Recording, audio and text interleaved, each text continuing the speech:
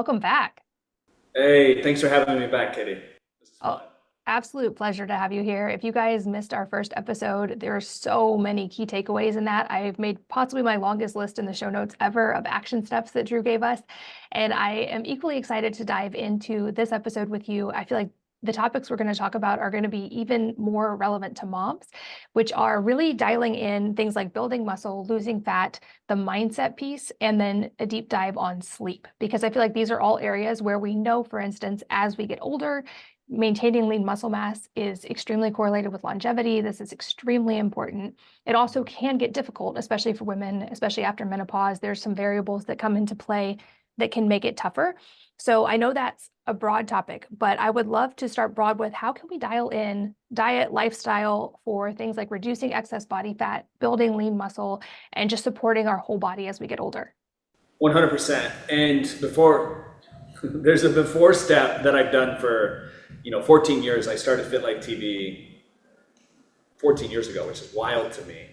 But the first thing I did with any client, and I would travel into people's homes, they'd pay me 10 to 25,000 bucks for a few days of teaching them about their genetics, looking at their blood, showing them how to work out to build muscle, maintain metabolism and energy, cognitive health throughout the years. And the thing that I would always have the person start with was the why-identity process. So a why that makes you cry.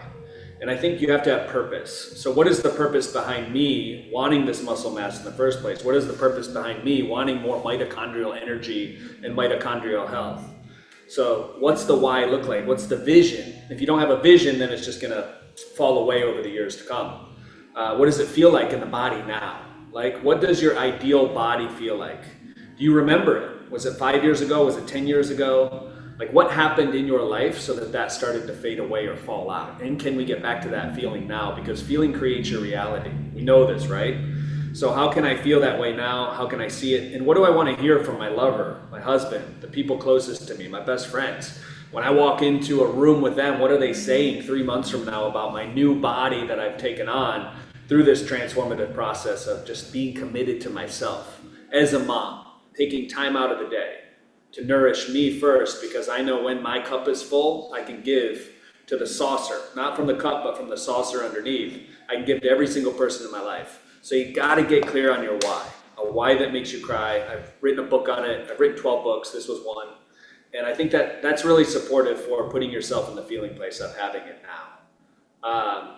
And then how do you create a ritual around it? What are we doing every day to build muscle mass or lose weight or whatever the goal is for you? For me, I want to see pictures. I'm a very visual person. So I create vision boards. I create vision movies, and I put emotional music behind it. And I'll watch it every day, a 3-minute movie. What is my life going to look like in 10 years? And I will watch this vision movie. I got a Stas Tonye, who's a really good guitarist, playing in the background with vivid images of where I want to live, what I want my body to look like, what do I want to feel like. And then I don't just look at it, I take action on it. Because when you can change your unconscious mind, I know I'm jumping ahead talking about mindset, you change your reality. It's not about your conscious mind, it's about your unconscious. In the book, the Kybalion, the first law is everything is mental. How many people have we talked to, especially moms? I have a lot of really good mom friends, and as they age, they tell me, they share their hearts, and they're like, hey, I'm starting to feel invisible, like nobody sees me. And I'm like, well, what is it? Let's dig into that.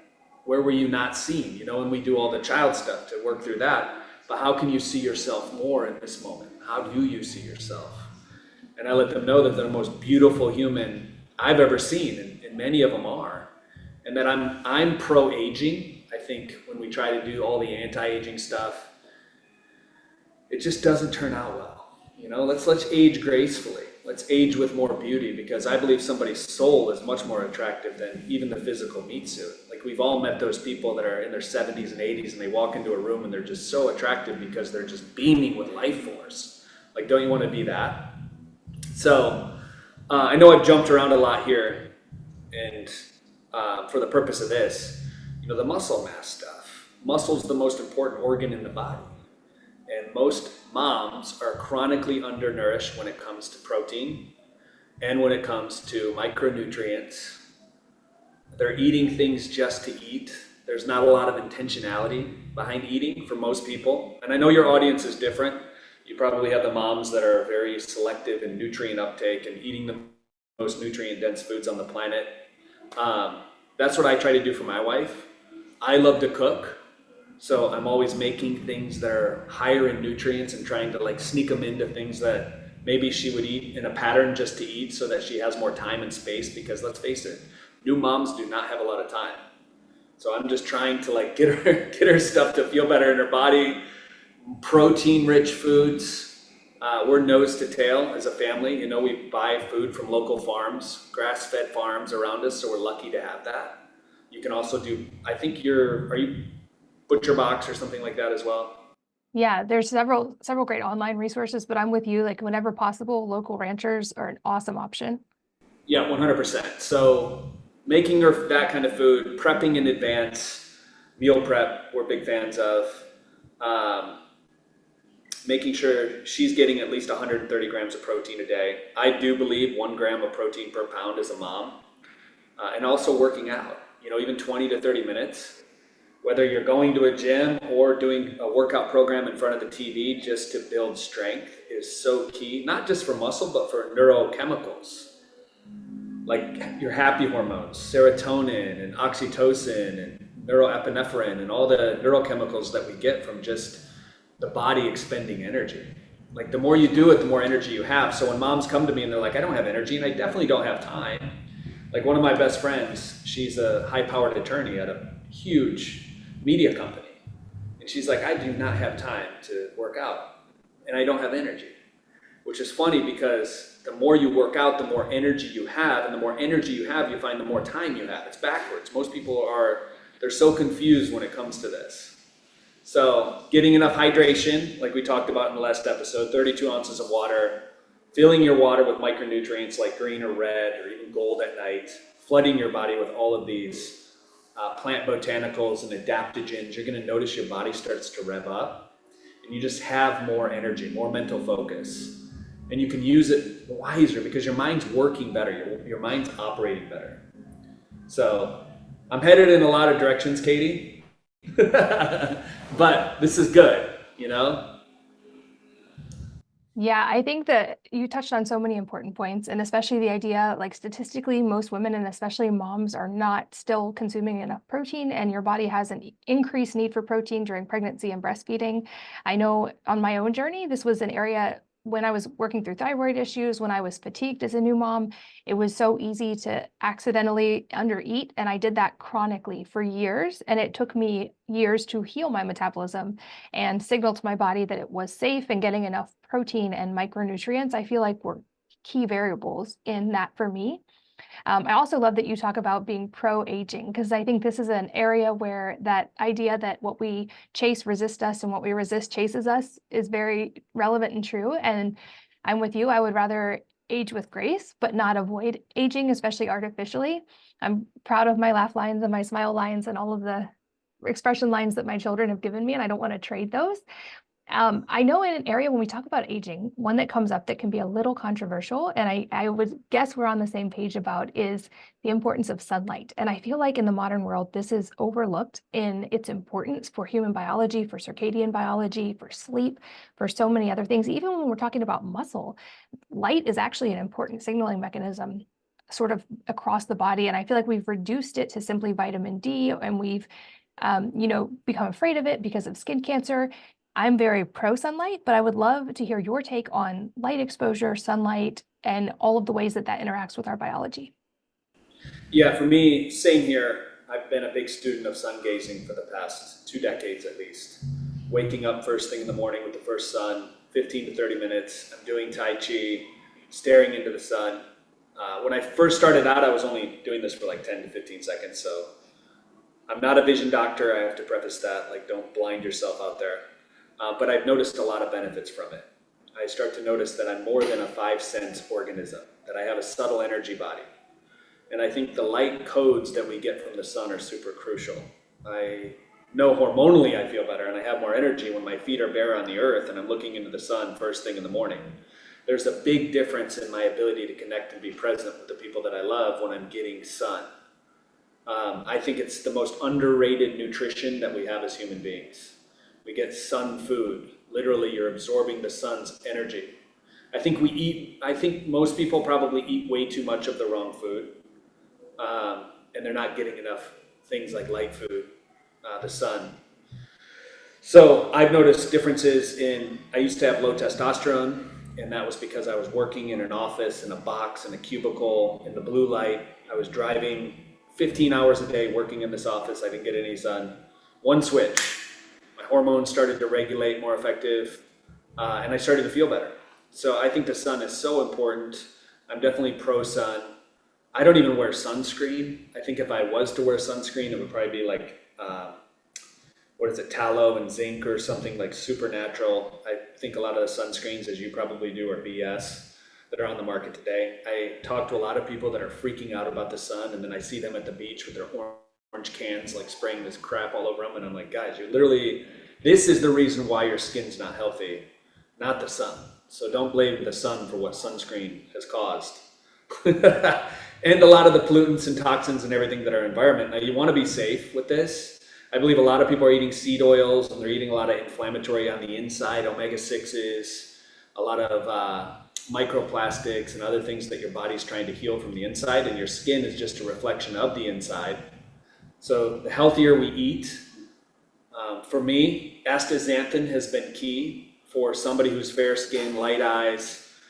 Back in the day, I would easily burn. Both my parents are genetically redheads, so they're gingers, right? So I have that going for me. But I've been able to defy that, is what I'm saying, because of these practices.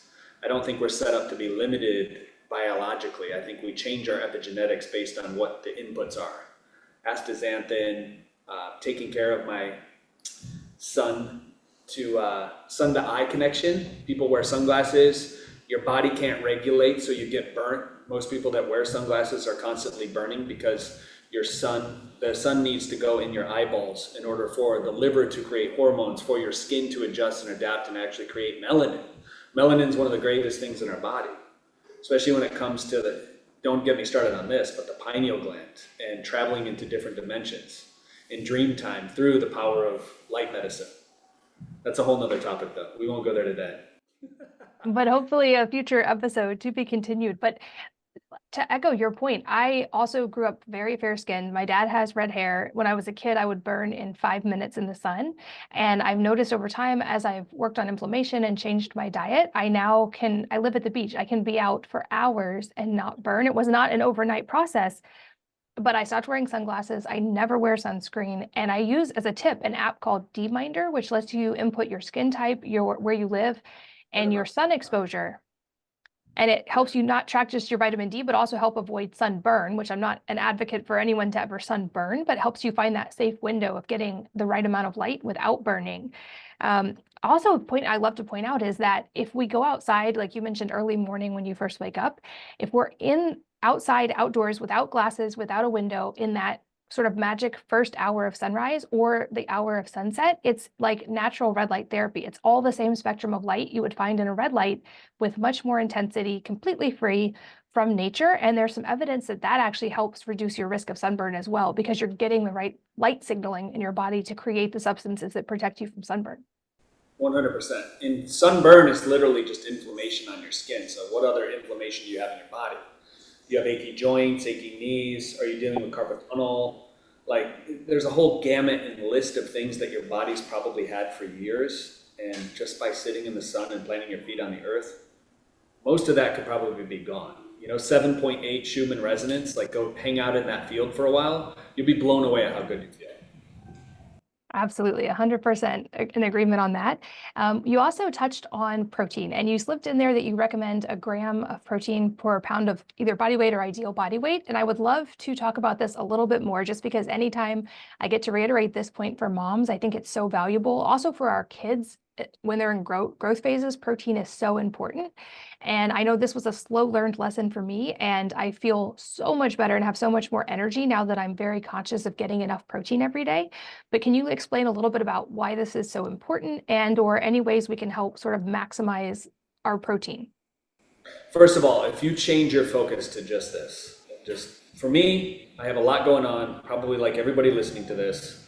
If you just write down how much protein you're getting at each meal, or use an app, there's tons of apps that can do this. I'm old school. I like just taking a pencil and writing it down on a piece of paper every day, how much protein I'm getting, meal one, meal two, snack, protein shake, whatever it is. I'm not tracking my like macros in any other way, how many carbs I'm getting. I'm not tracking any of that.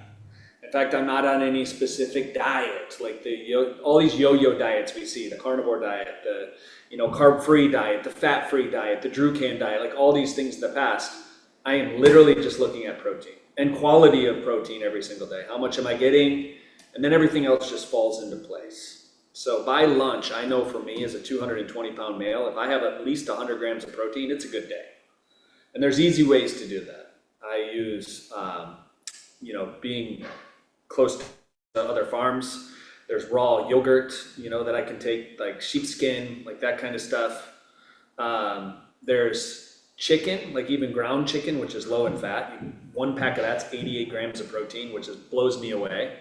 You can find some good spices or something to add to it. It's so easy to hide protein into things that actually taste great. So that works for me. 100 grams of protein by lunch. I think as a mom, you're probably, half your body weight by lunch at least. And then throughout the day, just track it. And pay attention to how much better you feel energetically. Because I think a lot of people think they're eating healthy, but it's the furthest thing from healthy. This is the same type of person, oh yeah, I hardly ever have any sweets. And then you go look in their fridge and it's, they just bought 10 things of Haagen-Dazs. Last week it's in the freezer. Or it's all this bread and cookies and all these other things that they say they only eat every once in a while. But as you know, it's an insulin job. Like insulin is weight gain. So if you can control your insulin, I was wearing a levels blood monitor for a while, the CGMs that you can just wear on your body. You've probably done that too. And you just track. You see what things you're a little bit allergic to or which things your body doesn't like. You track your blood sugar.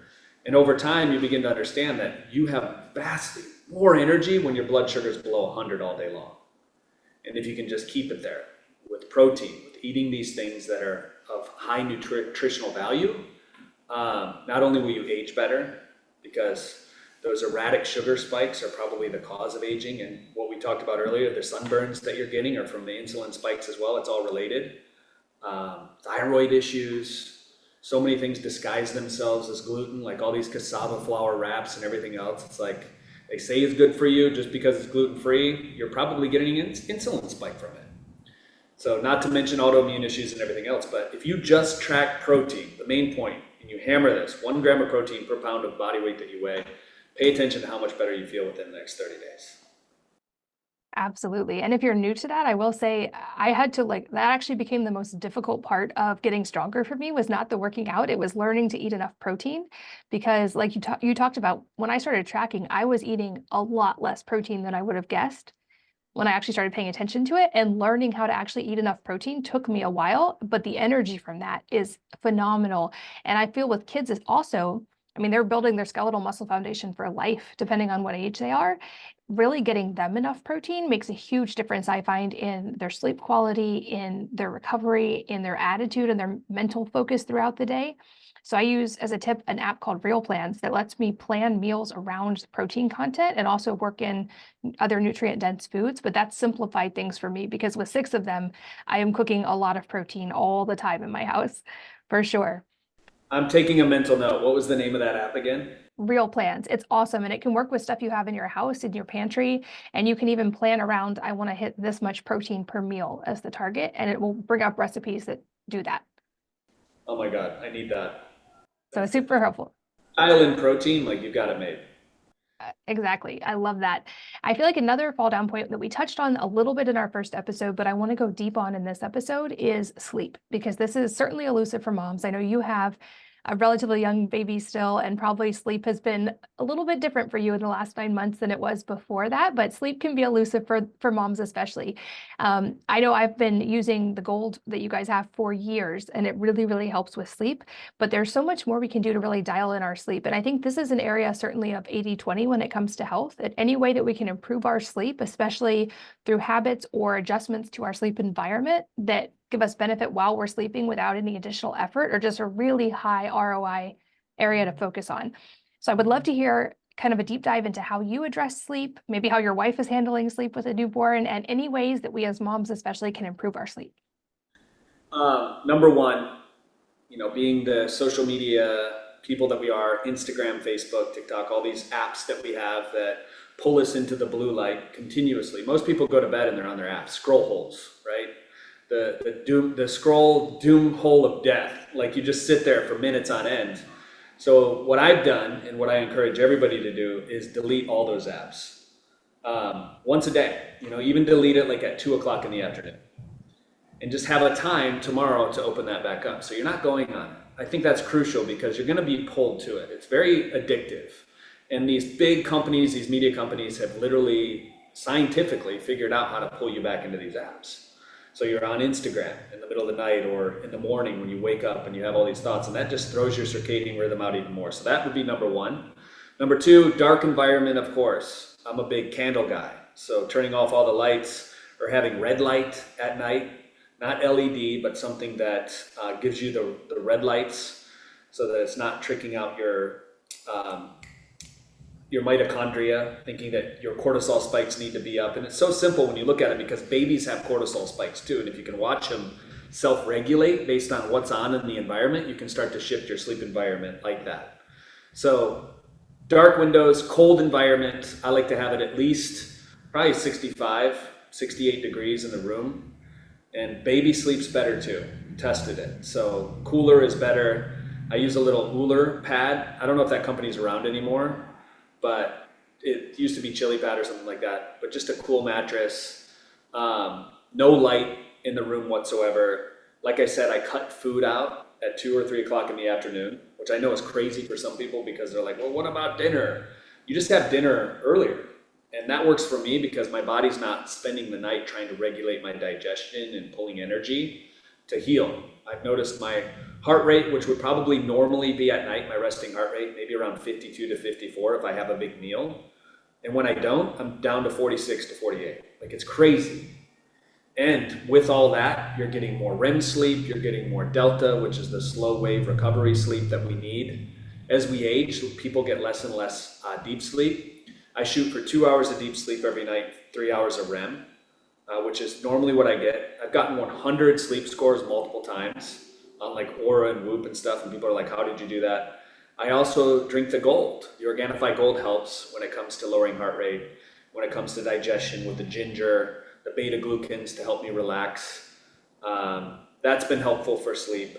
And then if there's anything I haven't done, and I know you're probably like me with this, Katie, is if I'm holding on to any emotional thing that I need to forgive somebody for, or reach out to somebody that wronged me, or even a task at work that I said I was going to do that I didn't do, having integrity with my word as a man is super important. So if I go to bed without doing those things, I notice my sleep isn't as sound.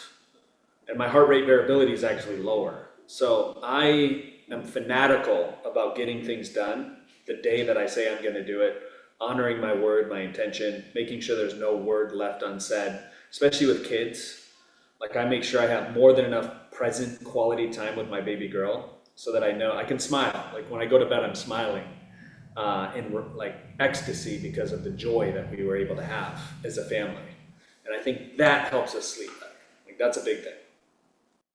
Absolutely. And as we talked about before we hit record today, my oldest is going to turn 18 in a couple of months, and it is mind-blowing to me how rapidly that went by. And I realized so much that those are the moments we look back on, are those moments with our family and the quality time spent together. And if anything, I wish I could just go back and maximize that even more, figure out a way to work even less, because those are the moments that I feel like really stick with us.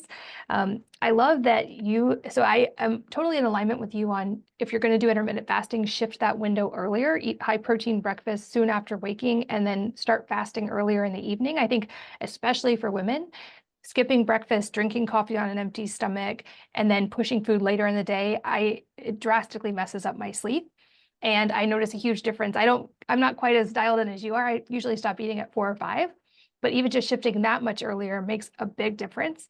And so if you guys haven't tried that, that's a free tip, just moving around when you're eating, that might make a huge difference in your sleep.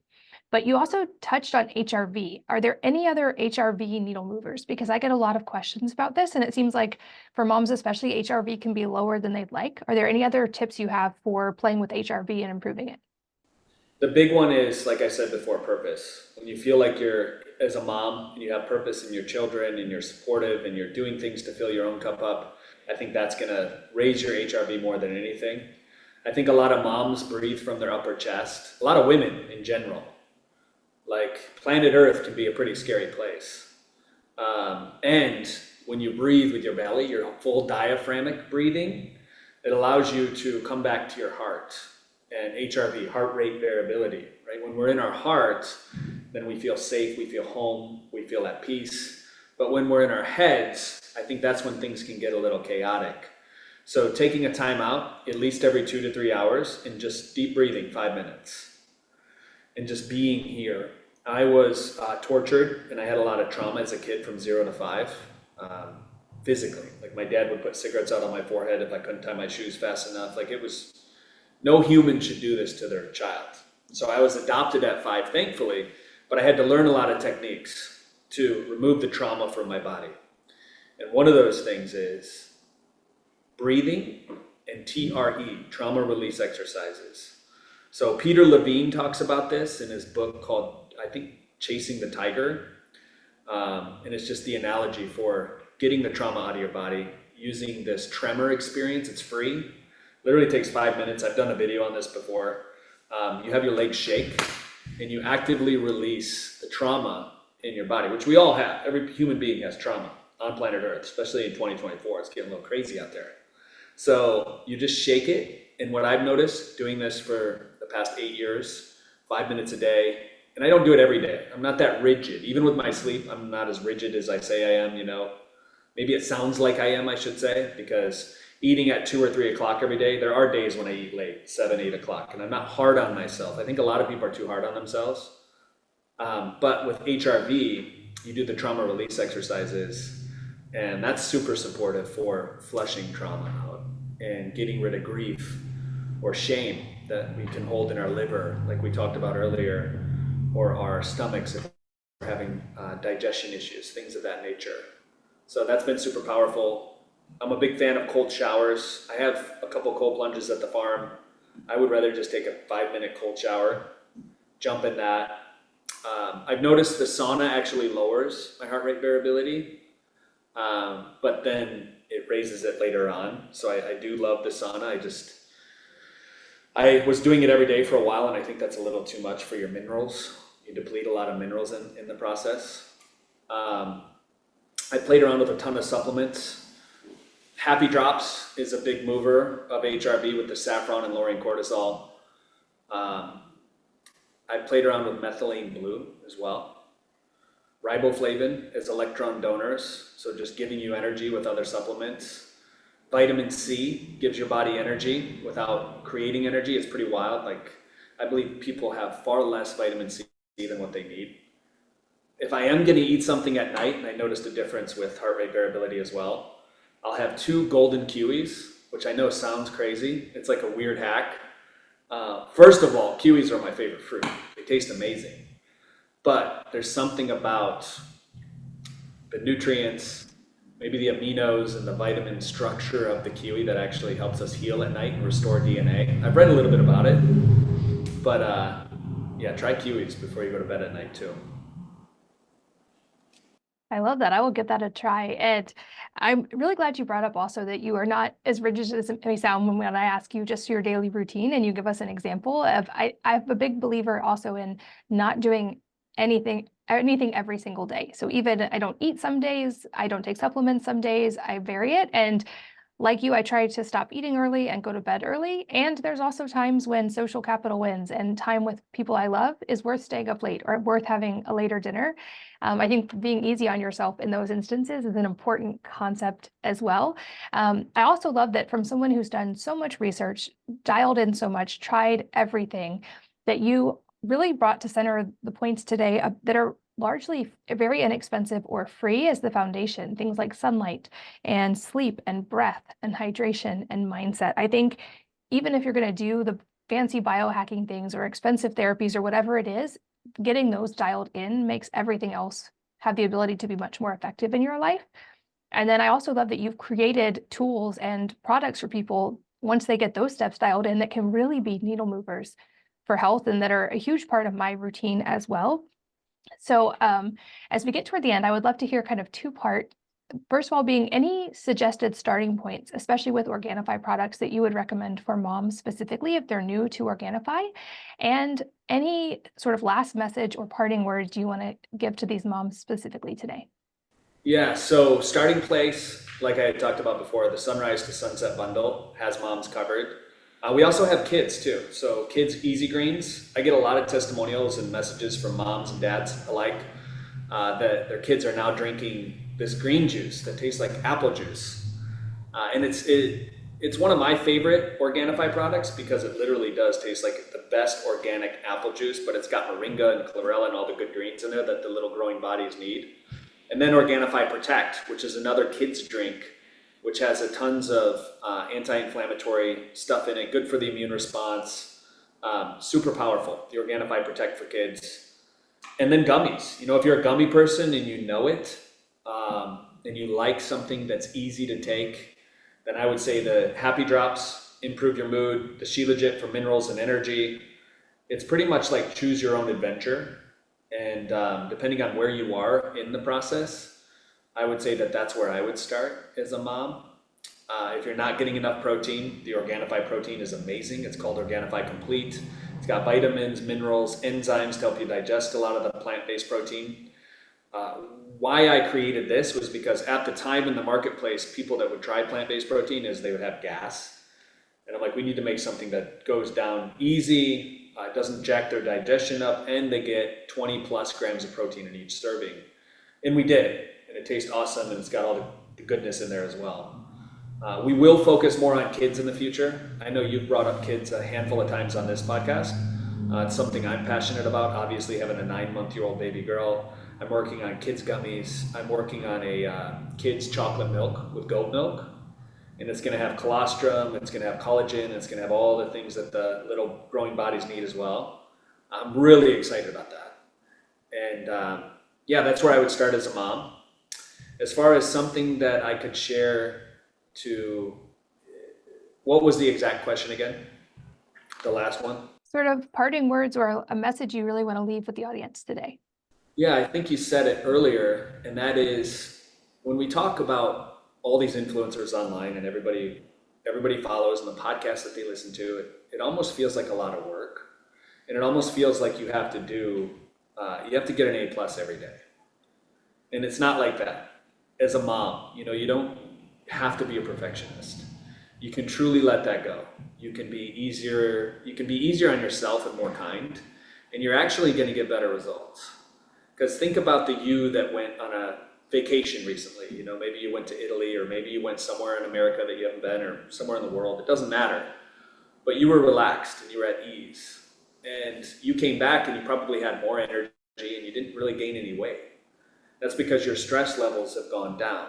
And when you feel at peace with yourself and you know that your kids are taken care of and you don't have to micromanage everything in your life, life's going to get a lot easier. And over time, you're going to like this new person that you're becoming. Things are going to start to get effortless, and there's going to be greater ease in your life. And I know as a new dad, you know, I can be so hard and sometimes so rigid. Like if I don't do this, I don't do that, I'm hard on myself the next day. I just think we all need to let that go. And I think when we do that, we're going to feel better. So thanks for putting all this delicious content out there, Katie. I've been following you for over 10 years. You're great, and I love that you're helping so many people with their health, feeling whole, feeling better in their bodies. Well, thank you for being here. It's truly a joy to finally get to record these. I hope that you will return again in the future for more episodes, because I know there's so many directions we haven't even gotten to go yet. But for today, Drew, I'm deeply grateful for your time. So grateful for the products that you create, for you being here, and for all the work that you do. Thank you so much. Thank you, my friend. And thank you, as always, for listening and sharing your most valuable resources, your time, your energy, and your attention with us today. We're both so grateful that you did, and I hope that you will join me again on the next episode. for the Wellness Mama podcast.